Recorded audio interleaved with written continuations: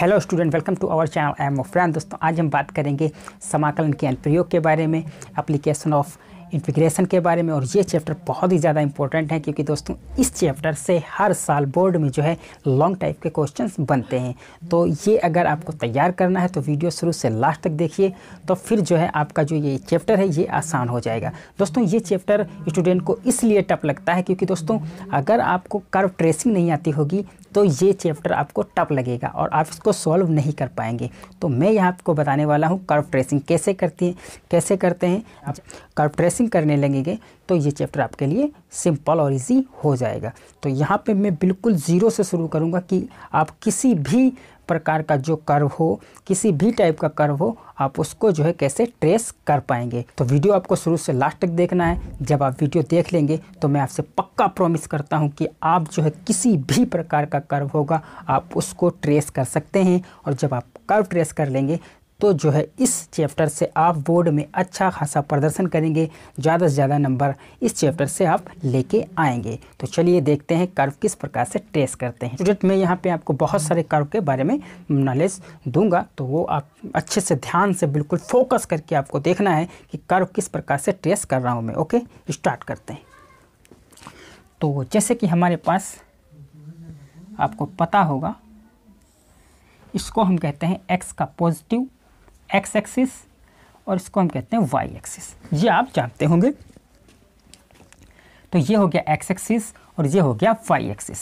ठीक है, ये एक्स पॉजिटिव होता है और ये वाई पॉजिटिव होता है। उसी प्रकार से ये वाई नेगेटिव होता है और ये एक्स नेगेटिव होता है। ओके, अब मैं आपसे यहाँ पे कह रहा हूँ कि अगर मेरे पास कोई कर्व है, सपोज ये मेरे पास कोई कर्व है, तो आप इसको कैसे ट्रेस करेंगे। ठीक है, ध्यान से देखना दोस्तों, मैं जितनी भी बातें बताऊं वो आप कॉपी पे लिख लेना, अच्छे से नोट कर लेना और फोकस करके देखना।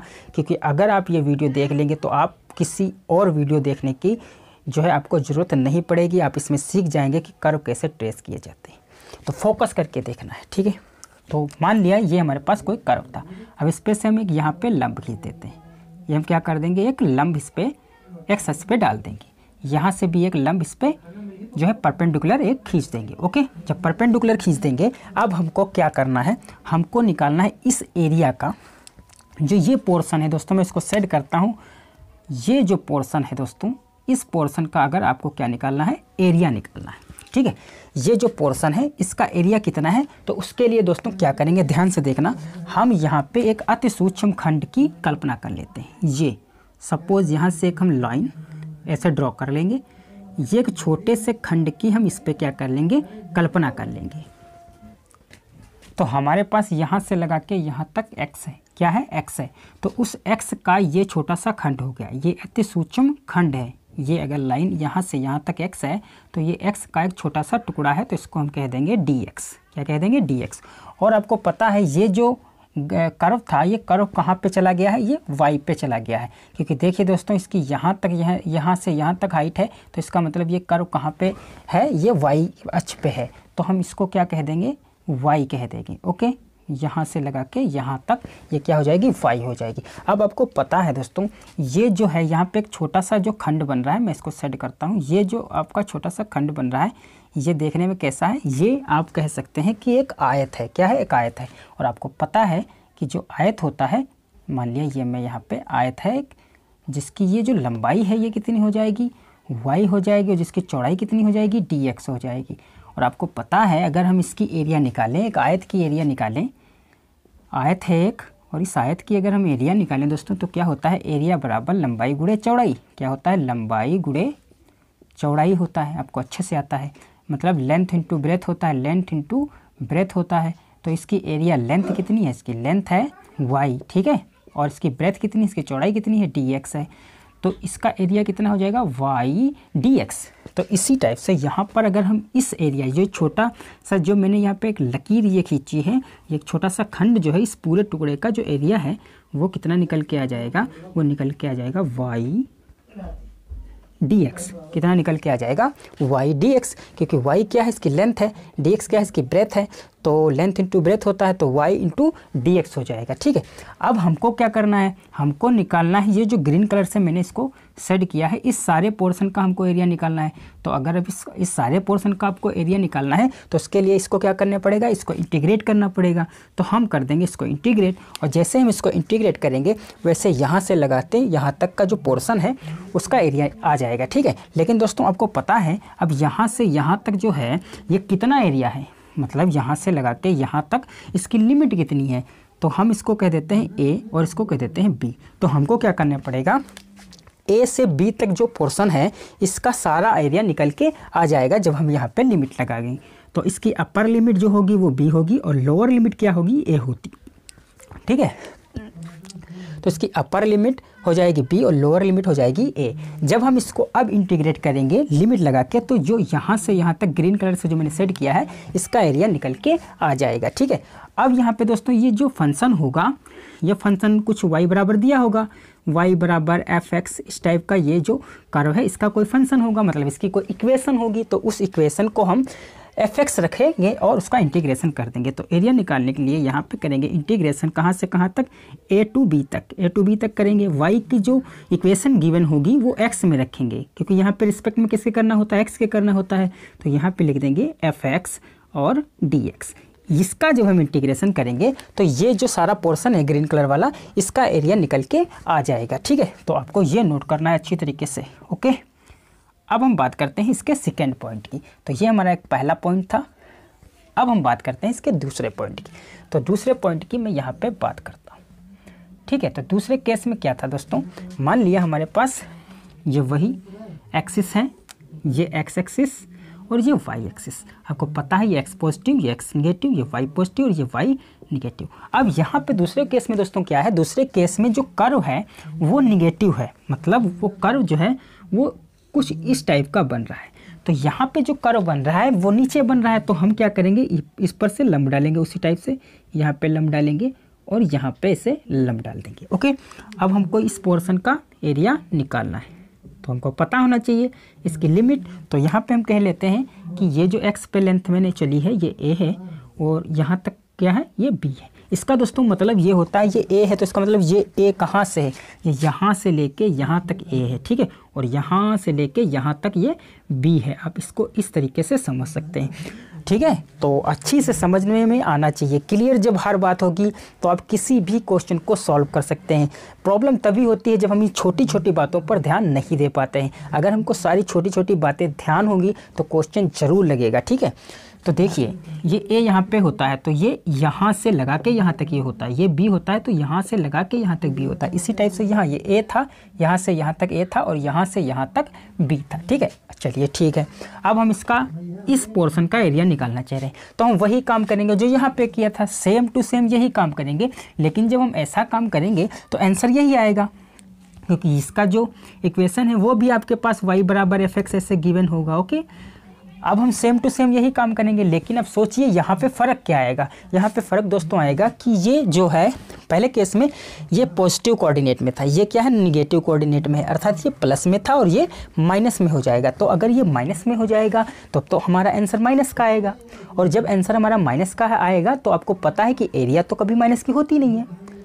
एरिया व लेंथ कभी दोस्तों माइनस की नहीं हो सकती। आप कल्पना कीजिए जैसे कि ये मेरे पास मार्कर है, ये 10 सेंटीमीटर या 15 सेंटीमीटर का सपोज है, तो ये माइनस का कैसे हो सकता है, क्योंकि अगर माइनस का होगा तो अनविजुअल होगा, वो तो दिखेगा ही नहीं। ठीक है, तो इस टाइप से कभी एरिया व लेंथ जो है वो कभी माइनस की नहीं हो सकती। तो हम इस फार्मूले में ऑलरेडी जो हमको पता है कि इस पोर्शन का अगर हम एरिया निकालेंगे इसी टाइप से तो वो माइनस हमको देगा। तो अगर वो हमको माइनस देगा तो हम अपने फार्मूले में पहले से ही माइनस लगा लेंगे ताकि जो हमारा आंसर आए वो पॉजिटिव हो जाए। देखिए ए बराबर इंटीग्रेट करना पड़ेगा इस पोर्शन को, ऐसे हम छोटा खंड यहाँ पे लेंगे और उसको हम इंटीग्रेट कर देंगे। ओके, तो हम इंटीग्रेट कर देंगे। कहाँ से कहाँ तक इंटीग्रेट करना है, ए से लगा के बी तक।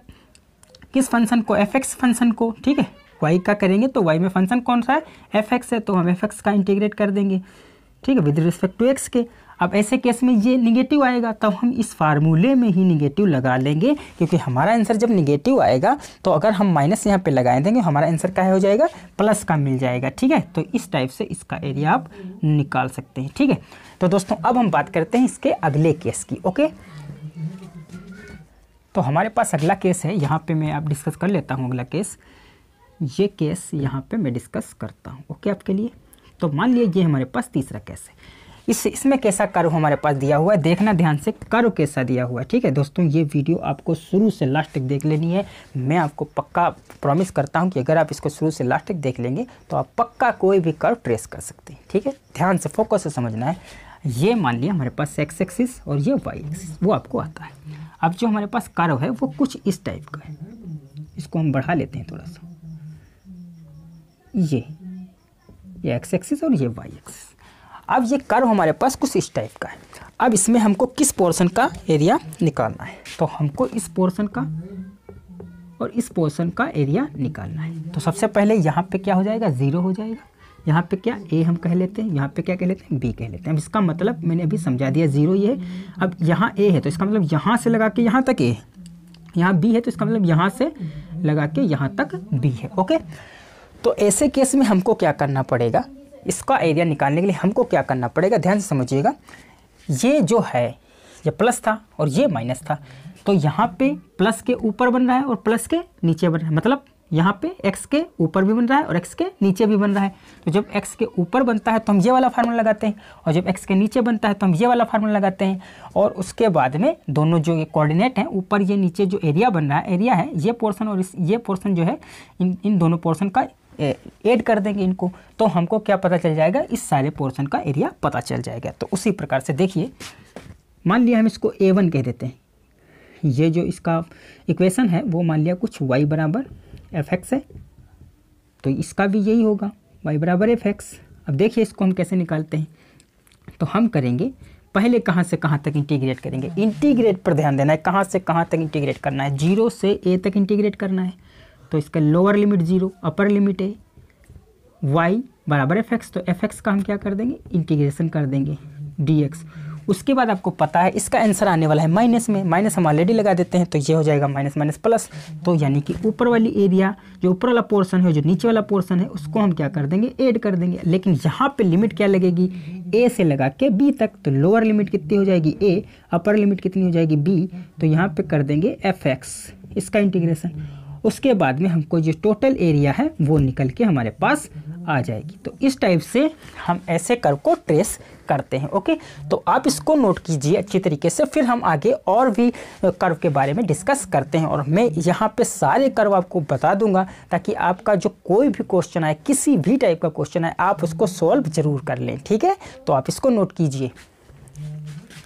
अब है हमारे पास अगला कर्व, देखिए मैं ड्रॉ करता हूँ यहाँ पे आपके लिए। तो अगर हमारे पास कर्व कुछ ऐसा है, देखना ध्यान से किस टाइप का कर्व है। ये एक कर्व है और ये एक कर्व है। ठीक है, तो इस प्रकार का अगर कर्व होगा, इस टाइप का अगर कर्व होगा, अगर यहाँ पे आपको निकालनी है ये एरिया, जो ग्रीन कलर से मैं इसको सेट कर रहा हूँ। अब इस एरिया का जो है, ये एरिया जो है, ये पोर्शन जो है, इसका हमको इस पोर्शन का एरिया निकालना है। तो हम कैसे निकालेंगे, ठीक है, तो वही काम करेंगे दोस्तों। यहाँ से हम एक परपेंडिकुलर डालेंगे, यहाँ से एक हम परपेंडिकुलर डालेंगे।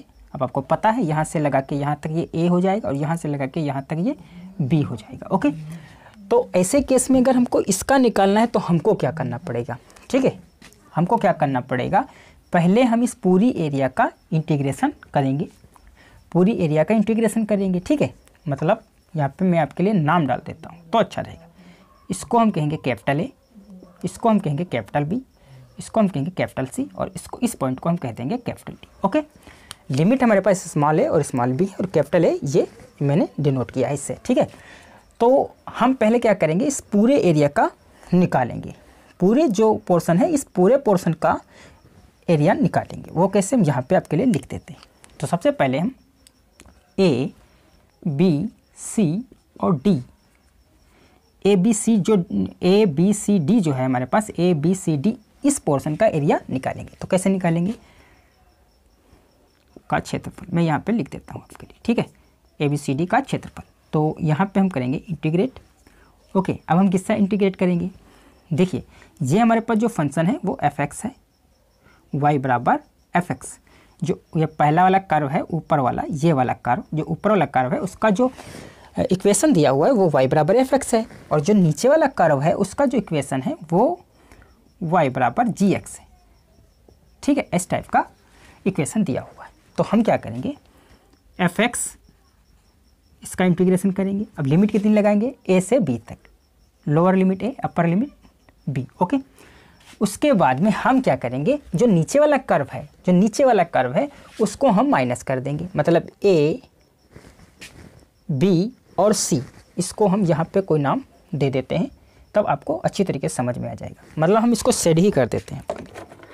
ठीक है, जो नीचे वाला पोर्शन है उसको हम रेड से सेट कर देते हैं आपके लिए। तो ये जो नीचे वाला पोर्शन दिख रहा है, नीचे वाला पोर्शन, इसको हम क्या कर देंगे, इसको इसमें से लेस कर देंगे। जब लेस कर देंगे मतलब घटा देंगे तो हमारे पास जो एरिया है वो उसका निकल के आ जाएगा। ठीक है, तो हम करेंगे माइनस कर देंगे, जी एक्स का इंटीग्रेशन करना पड़ेगा एक्स के सापेक्ष में। लिमिट कितनी लगेगी? a से b तक। तो ऐसे केस में बात है, हम आपके लिए अच्छा डाल देते हैं अच्छी तरीके से, a b, इसको हम कह लेते हैं c और इसको कह लेते हैं d। ओके, और यहाँ पे कह लेते हैं e। तो यहाँ पे हम लिख देंगे a b d e, a b d और e का क्षेत्रफल, और माइनस करेंगे किसका? a b d e का क्षेत्रफल। माइनस कर देंगे a b d e का क्षेत्रफल। तो हमको टोटल जिस भी पोर्शन का एरिया निकालना था वो निकल के आ जाएगा। तो इस टाइप से इस कर्व का जो है एरिया निकाला जाता है। ओके, मैं एक बार और समझा देता हूँ। देखिए हमारे पास दो कर्व थे यहाँ पे, एक कर्व ये था और एक कर्व ये था। जो ऊपर वाली कर्व था उसका इक्वेशन था y बराबर एफ एक्स, जो नीचे वाला कर्व था उसका इक्वेशन था y बराबर जी एक्स। तो हमने क्या किया है, हमको ये ग्रीन से जो मैंने सेट किया है इस पोर्शन का एरिया निकालना था। तो उसके ऐसे केस में हम क्या करते हैं, ये पहले a b c d e जो पूरी एरिया है, टोटल एस्टिमेट जो आपको यहाँ सबको दिख रहा है, इसका हम क्या कर देंगे, a b d e का क्षेत्रफल निकाल लेंगे। तो ऐसे केस में लिमिट थी a b थी, कौन सा फंक्शन का निकाल लेते हैं, एफ एक्स का। तो इसका इंटीग्रेशन कर देंगे, माइनस कर देंगे a b d e, अर्थात जो रेड कलर से यहाँ पे मैंने सेट किया है उस पोर्शन का जो एरिया है उसमें से माइनस कर देंगे। तो नीचे का जो इक्वेशन था वो जी एक्स था, इसका इंटीग्रेशन करने के बाद इसको लॉस आपस में घटा देंगे। तो हमारे पास जो ग्रीन कलर का है एरिया, उस जो ग्रीन कलर का पोर्शन है उसका एरिया निकल के आ जाएगा। ओके, उसके बाद में हम और भी यहाँ पे डिस्कस कर लेते हैं आगे कुछ और भी टाइप के। अगर दोस्तों यहाँ पे पैराबोला की एक इक्वेशन होती है, जैसे कि वाई स्क्वायर बराबर 4ax, ये पैराबोला की जो है इक्वेशन होती है, परवलय की ये इक्वेशन है। यहाँ पे a जो होता है वो 0 से बड़ा होता है, यानी a ग्रेटर देन होता है 0। तो ऐसे केस में आपको किस टाइप का जो कर्व है वो बनाना होगा। तो ये क्या है, ये दोस्तों परवलय होता है। क्या होता है? परवलय, पैराबोला होता है ये। ठीक है, तो आपको देखना है y की पावर इवन है, यहाँ पे y की पावर इवन है। इवन मतलब यहाँ y की पावर सम है। तो सम है अगर, तो ऐसे केस में हम इसका कर्व कैसे बनाते हैं देखिएगा। ठीक है, तो ये है हमारे पास। ओके, ये एक्स एक्सिस है, ये एक्स का निगेटिव, ये वाई और ये वाई निगेटिव। तो ये है परवलय का इक्वेशन। अब इसका जो है कर्व कैसे हम ट्रेस करेंगे, देखिए आपको देखना है कि पावर जो है वो इवन किसकी है। तो y की पावर इवन है, y की पावर सम है, तो इसका कर्व कुछ ऐसे आएगा, इस टाइप से इसका कर्व आएगा। ठीक है, यहाँ पे आप बस ध्यान ये देना है कि जो ये x है, x अक्ष के जितना ऊपर पोर्शन है उतना ही नीचे। मैं क्या कह रहा हूँ समझिएगा, x के जितना ऊपर ये आता है पोर्शन उतना ही पोर्शन नीचे भी आता है। ओके, तो ये है पैराबोला की इक्वेशन। तो अगर y की पावर इवन है तो आपको x एक्सिस के सिमेट्रिकल वो बनाना है। ठीक है, और अगर ऐसा हो गया x स्क्वायर प्लस 4ay, अगर ऐसा हो गया कि x स्क्वायर बराबर 4ay हो गया, तो ऐसे केस में भी ये a जो है ग्रेटर देन होगा 0 से। तो ये भी परवलय है हमारे पास, परवलय पैराबोला है ये। तो ऐसे केस में दोस्तों आपको दिख रहा होगा कि यहाँ पे किस की पावर इवन है, ये x का पॉजिटिव, ये y पॉजिटिव। तो यहाँ पे x की जो पावर है वो क्या है, वो इवन है, यानी कि सम है। तो x की पावर सम है तो कर्व जो है वो y के सिमेट्रिकल बनेगा। जो कर्व है वो y के सिमेट्रिकल बनेगा। दोस्तों मैं आपको बार बार बताता हूँ कि y जो है y के जितना इधर रहेगा उतना इधर भी रहेगा, जैसे यहाँ पे x के जितना ऊपर था उतना ही नीचे था, तो ऐसे यहाँ पे y के जितना इधर है उतना ही इधर है। ओके, उसके बाद में मैं बात कर लेता हूँ आगे कुछ। अगर दोनों की पावर इवन हो, मैं यहाँ पे दिखा देता हूँ, अगर दोनों की पावर इवन हो मतलब मैं क्या कहना चाहता हूँ, अगर x square plus y square is equal a square हो, मतलब ये हुआ कि x square plus y square is equal a square. यहाँ पे एक्स और वाई दोनों की पावर इवन है, तो अब क्या करना होगा, अब आपको पता है क्या करना होगा, यानी कि दोनों के सिमेट्रिकल जो है कर्व बनेगा। मतलब ये कर्व क्या होगा, ये एक सर्कल होगा। क्या होगा दोस्तों, एक सर्कल होगा। ये क्या होगा, एक सर्कल होगा। ये एक्स निगेटिव, ये वाई और ये वाई निगेटिव, तो ये क्या हो जाएगा, ये हो जाएगा एक सर्कल। ठीक है, और जहाँ पे ए क्या है, where a is a radius, a क्या है, त्रिज्या है, जहाँ ए रेडियस है, त्रिज्या है। ओके, तो यहाँ पे 0 0 होता है और यहाँ पे a,0 होता है। तो इस प्रकार से आप कर्व ट्रेस कर सकते हैं। ये पैराबोला होता है, ये पैराबोला और ये पैराबोला, और ये जो है सर्कल की इक्वेशन होती है। ओके, अब आप इसको नोट कीजिए, फिर मैं आगे और डिस्कस करता हूँ।